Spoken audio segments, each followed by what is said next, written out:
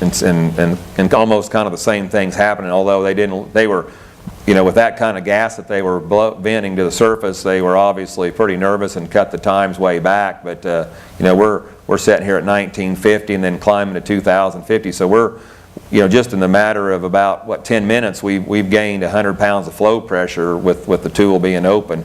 It's also a good chance to look at some different kinds of shut-ins pressures, and this zone here, kind of an interesting look, and just the very instant that the tool is shut in, that pressure just immediately comes up there and hits.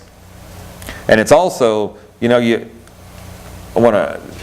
yet after you've shut in, you still have a little bit, your pressure's still climbing. I mean, you didn't think so when you saw the whole test, but here, you can see 30 pounds of increase here. You can also see a little difference between inside and outside recorder in this beginning here, and I almost think that's like a little hysteresis. So in other words, like when you shut that tool in, you're hitting that recorder so hard with that big old surge of pressure that it almost bounces and then reacts back. And where one recorder, the outside one probably didn't and the inside one did, or vice versa. But you can see how the recorders react to that initial shut-in. Just you're sitting there flowing 8 million cubic foot of gas a day, or well, actually right up here it's 12 million, and then 9.5 million cubic foot of gas, and you've got 316 pounds of pressure at the surface flowing through a 1-inch adjustable choke. Well, when you slam that tool shut, rotate that tool 5 times, and shut that tool down at the sand face immediately, I mean that's like just hitting those recorders with a sledgehammer. I mean, and so it stands to reason that they're gonna react a little bit. So I would say in this instance, this isn't reservoir here. This is a outside factors. But I don't know how many of you have ever seen a gas test of this magnitude. But I tell you what, if you're out there on location, and especially if they're flaring it off, it's something you'll never forget. It's pretty impressive. And this is Kansas. I mean, for people that think Kansas is all used up, wore out, there's still some big stuff in Kansas.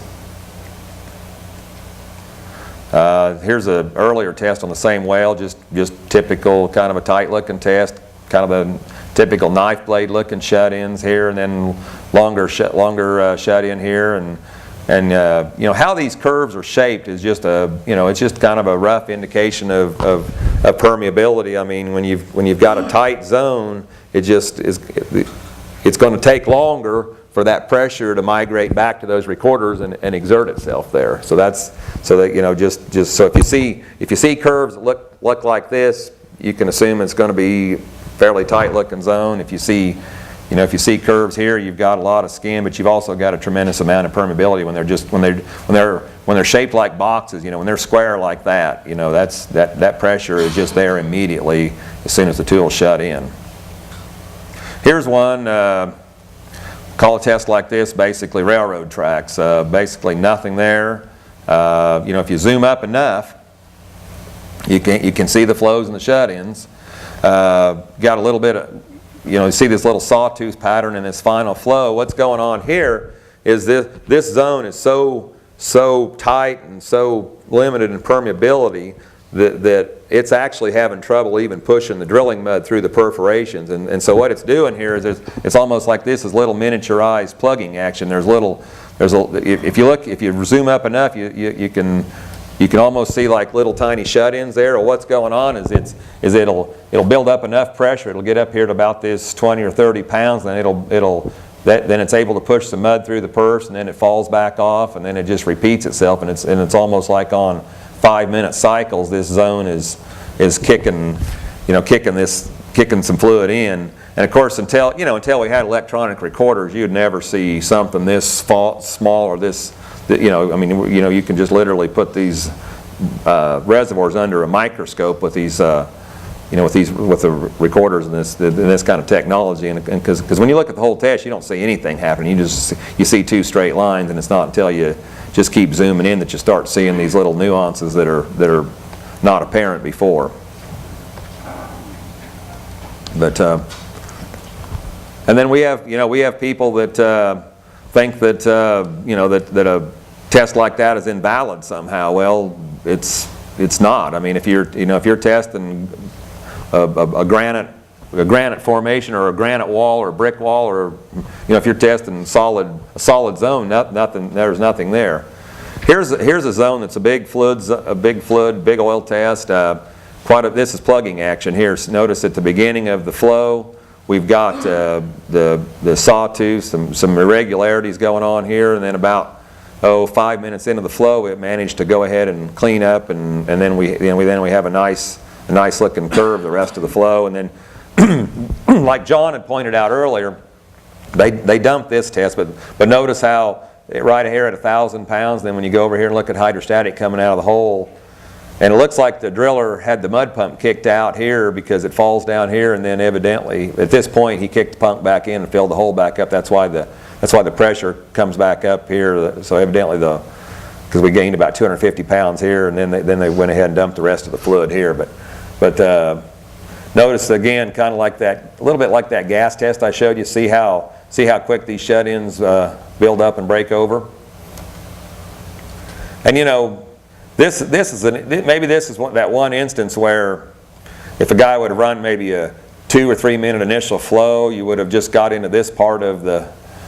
But I think you still would have got rid of the supercharge even if you would have done that. Paul, can you look at the derivative? Yep. Those may come through close to radial. Would you think we're in radial here yet or not? Or is there enough flat there? Zoom out and tell me what the log scale is here on the left. Okay. Is that less than Let me see 10? here. 10 minus 1? Yeah, that's 10 to the 0 there. That's 10 to the 1 there. Yeah, that's radial flow. For instance, if that was moved up a scale, that would be an absolute flat line. But what's after the pressure is stabilized enough that your changes are so small. It's kind of hard to envision, but yeah, that's probably radial flow. Just because the scale makes it look like it's not. So let's go ahead and throw. The scale there, can't you? Yeah. Well, no, the scale is right. It's the magnitude of the change. But if on that line, if you take the actual pressure change from where it's up here to where it's down here, it's probably half psi. See now, look. Okay, here's one where I'd probably believe the Horner here. We've got a slope of 1.42 is all. Everything's flat. P star 1206.8. I mean, this is that one time where Mr. Horner was probably right. Let's look at the final and see what it looks like. This one here, don't really have anything very flat here.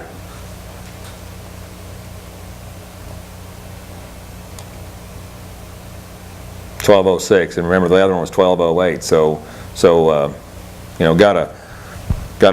pressures are holding in here. Every slope's flat. I mean, nothing.